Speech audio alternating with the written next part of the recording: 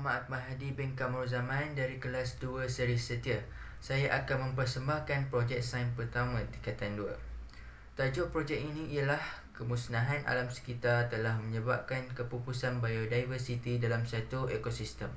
Berdasarkan pengetahuan anda mengenai ekosistem, hasilkan satu model ekosistem yang seimbang di mana setiap organisma yang ada dalam ekosistem tersebut saling bersandaran dan berinteraksi antara satu sama lain untuk kemandirian spesies. Penghasilan projek ini akan mempersembahkan sebuah model diorama ekosistem yang seimbang di mana terdapat pengeluar, pengguna primer, pengguna sekunder dan pengguna tertier. Saya juga akan memperincikan nama spesies setiap organisma dan populasi yang terdapat di habitat tersebut. Baiklah, pada hari ini, kepelbagaian kehidupan atau biodiversiti berhadapan dengan pelbagai krisis yang memberi ancaman besar dan menyumbang kepada kemerosotan dan kepupusannya. Terdapat banyak unsur yang menyumbang kepada kemusnahan ekosistem yang tidak ternilai. Ini sama ada unsur secara langsung atau unsur tidak langsung. Saya ingin menyentuh sedikit tentang bagaimana kemusnahan dan alam sekitar boleh menyebabkan kepupusan biodiversiti dalam satu ekosistem. Berlakunya kemusnahan ini adalah dari faktor semula jadi dan aktiviti manusia. Faktor semula jadi kemusnahan hutan boleh berlaku disebabkan oleh fenomena bencana alam yang besar seperti kemarau, banjir, gempa bumi, gerakan jisim, letusan gunung berapi yang kuat dan kebakaran hutan. Manakala kemusnahan yang paling tidak bertanggungjawab datangnya dari aktiviti manusia yang melakukan aktiviti pemburuan haram, pembakaran hutan secara terbuka dan penebangan hutan secara berluas-luasa. Kesannya ekosistem akan terjejas di mana kehidupan flora dan fauna akan mati dan pupus. Sebelum saya menerangkan dengan lebih lanjut, saya ingin memberikan definisi ekosistem yang seimbang. Sesuatu ekosistem boleh dikatakan seimbang jika organisma hidup dan komponen-komponen bukan hidup dalam persekitaran berada dalam keadaan harmoni tanpa gangguan luar. Bayangkan ekosistem hutan jika pokok-pokok ditebang, semua habitat akan terjejas. Baiklah, ini diorama ekosistem yang seimbang di mana hutan tropika yang saya hasilkan, yang mana mereka saling bersandaran untuk meneruskan kemandirian spesies. Mari kita lihat pada rantaian makanan yang pertama, iaitu cacing tanah yang nama saintifiknya Lambricidae sebagai pengguna primer. Tikus ambang bulan Actinocerex gymnura sebagai pengguna sekunder. Ular sawo batik Python reticulatus sebagai pengguna tertier. Cacing adalah salah satu spesies yang paling penting dalam rantaian makanan untuk haiwan kecil dan sederhana seperti ikan, burung dan tikus. Apabila habitat cacing terjejas, haiwan-haiwan tersebut akan kekurangan makanan. Ia juga menyebabkan pokok dan tumbuhan kehilangan nutrisi. Lendir dan rembesan dari cacing membekalkan nitrogen yang merupakan nutrien penting pada tumbuhan. Lendir yang dihasilkan oleh cacing dapat mencantumkan butiran-butiran tanah. Cacing tanah makan mikroorganisma kecil dan bahan organik dan akan memakan daun dan rumput yang mati di permukaan tanah. Dan seterusnya, tikus ambang bulan atau nama saintifiknya Actinocerex gymnura sebagai pengguna sekunder merupakan spesies tikus yang dilindungi di bawah Akta Pemeliharaan Hidupan Liar 2010 Akta 716 yang terdapat di hutan kita. Sumber makanannya ialah cacing tanah, serangga, laba-laba, katak, ikan dan buah. Apabila tikus ini terjejas, haiwan seperti ular akan sukar untuk mendapat makanan. Pengguna tertier dalam rantaian ini ialah ular sawo batik atau nama saintifiknya Python reticulatus. Ular sawo batik yang masih kecil makan tikus seperti tikus ambang bulan dan tupai, manakala ular sawo dewasa makan makanan yang lebih besar.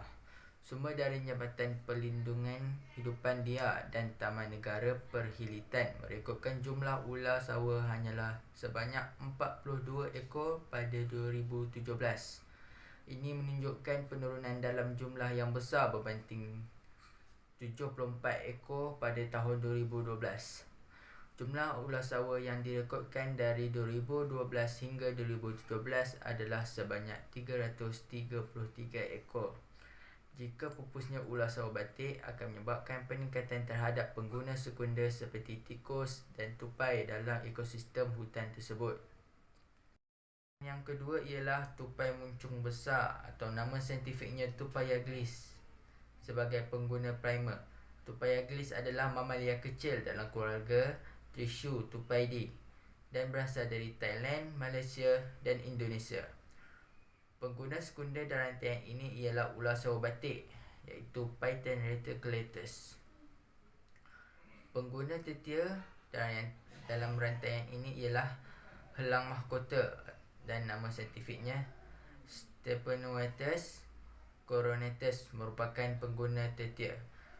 Helang mahkota akan makan ular burung lain yang lebih kecil dan berkemungkinan makan monyet jika helang itu bersaiz besar.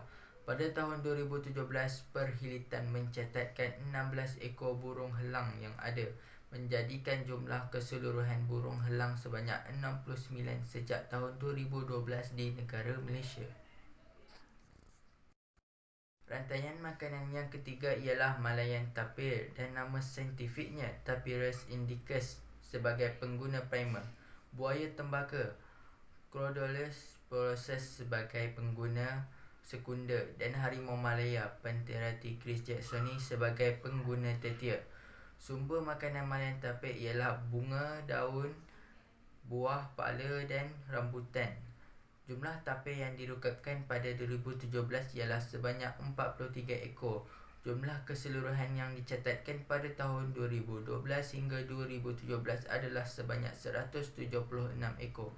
Apabila habitat tapir terjejas, haiwan karnivor seperti harimau dan buaya akan terjejas sumber makanan.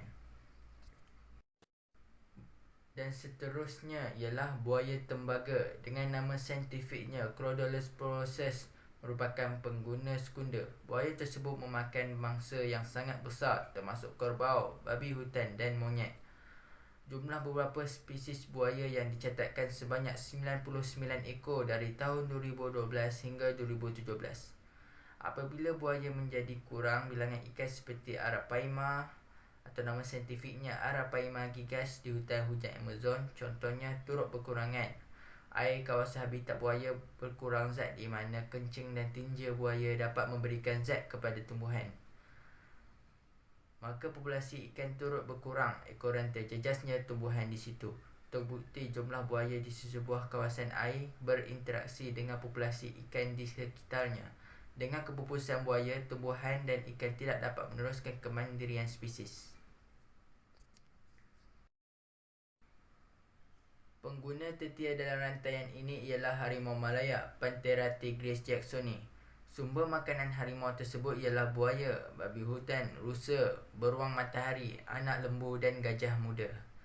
Jumlah harimau Malaya atau harimau belang dicatatkan sebanyak 35 ekor sahaja pada tahun 2017, menjadikan keseluruhan jumlah sebanyak 264 ekor dari tahun 2012 hingga 2017. Harimau Malaya dikategorikan sebagai haiwan yang terancam. Sekiranya harimau pupus pengguna sekunder di sesuatu kawasan akan bertambah dan menjejaskan ekosistem habitat tersebut. Rantaian makanan yang keempat ialah beluncas Papilion meccan sebagai pengguna primer. Borok kentoi Macaca ertoid sebagai pengguna sekunder dan harimau Malaya Panthera tigris jacksoni sebagai pengguna tertia. Sumber makanan beluncas ialah tumbuhan yang berdaun. Beluncas boleh didapati di kawasan hutan dan di pokok hijau. Apabila habitat beluncas terjejas, haiwan seperti beruk dan monyet sukar untuk mendapat makanan. Beruk kentoi yang merupakan haiwan omnivor memerlukan makanan seperti serangga kecil, ulat dan buah-buahan, tumbuh-tumbuhan, bijian dan akar. Jumlah beruk yang dilindungi dicatatkan dari tahun 2012 hingga 2017 adalah sebanyak 1,660 ekor. Salah satunya ialah beruk kentoi. Spesies haiwan ini dilindungi di bawah Akta Pemeliharaan Hidupan Liar 2010 Akta 716. Dalam rantaian ini, Harimau Malaya merupakan pengguna tertier. Rantaian makanan yang kelima melibatkan gajah Sumatera, iaitu Maximus sebagai pengguna primer dan Harimau Malaya sebagai pengguna sekunder. Sumber makanan gajah Sumatera ialah tumbuhan seperti daun monocotyledonous, bukan rumput sebanyak 22%, sepihan berkayu sebanyak 32% dan serat berkayu sebanyak 20%. Jumlah gajah yang direkodkan oleh Perhilitan ialah sebanyak 2,538 ekor dari tahun 2012 hingga 2017. Jumlah gajah semakin berkurangan setiap tahun. Pada tahun 2012, jumlah gajah dicatatkan sebanyak 549 ekor, manakala hanya 342 ekor pada tahun 2017. Penurunan besar jumlah gajah sekaligus memberikan impak serius terhadap sekitaran.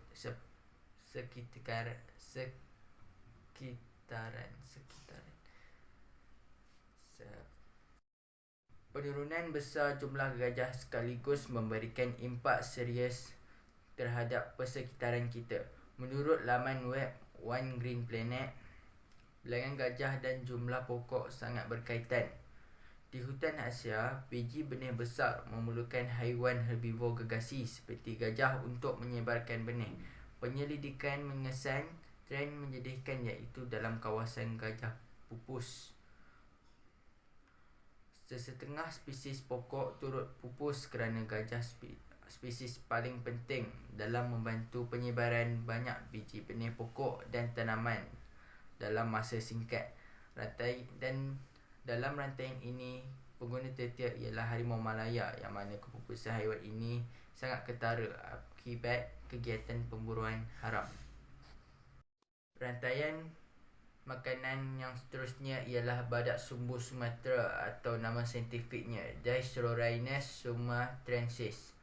Sumber makanannya ialah anak pokok, daun dan tumbuh-tumbuhan muda dalam pertumbuhan sekunder. Seperti diketahui, badak Sumatera di hutan hujan negara kita telah pupus. Walau bagaimanapun, spesies badak ini masih terdapat di Indonesia dengan jumlah tidak melebihi 30 ekor di Taman Nasional Gunung Leuser, Aceh. Terdapat banyak spesies tumbuhan unik terutamanya di Borneo yang mengharapkan badak sumbu Sumatera mengekalkan kemandirian spesiesnya seperti pokok belian, mangga hutan,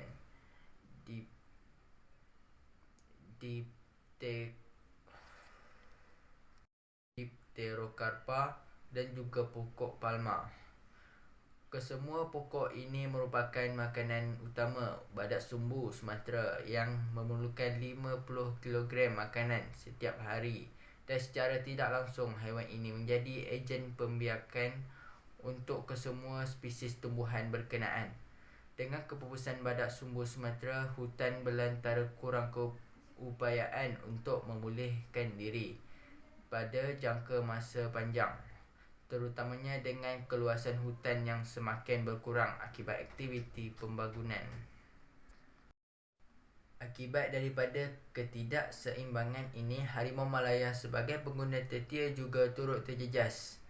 Akhir sekali, ekosistem sesuatu habitat perlu dipelihara. Langkah sewajarnya perlu diambil untuk menangani kemusnahan alam sekitar ini. Antara langkah yang perlu diambil ialah mewartakan hutan simpan, mewujudkan taman negara, mengawal kegiatan pembalakan haram dan penguatkuasaan undang-undang, pendidikan alam sekitar dengan tujuan menanam rasa prihatin masyarakat terhadap hutan, dan akhir sekali kempen alam sekitar. Sekian sahaja pembentangan projek sains saya. Terima kasih.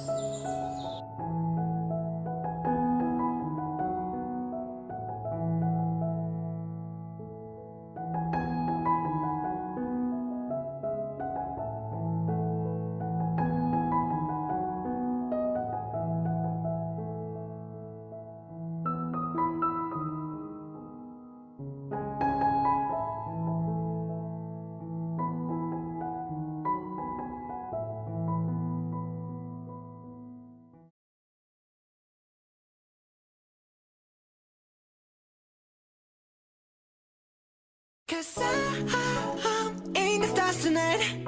So watch me bring the fire, set the night light. Shoes on, get up in the morning, cup of milk, let's rock and roll.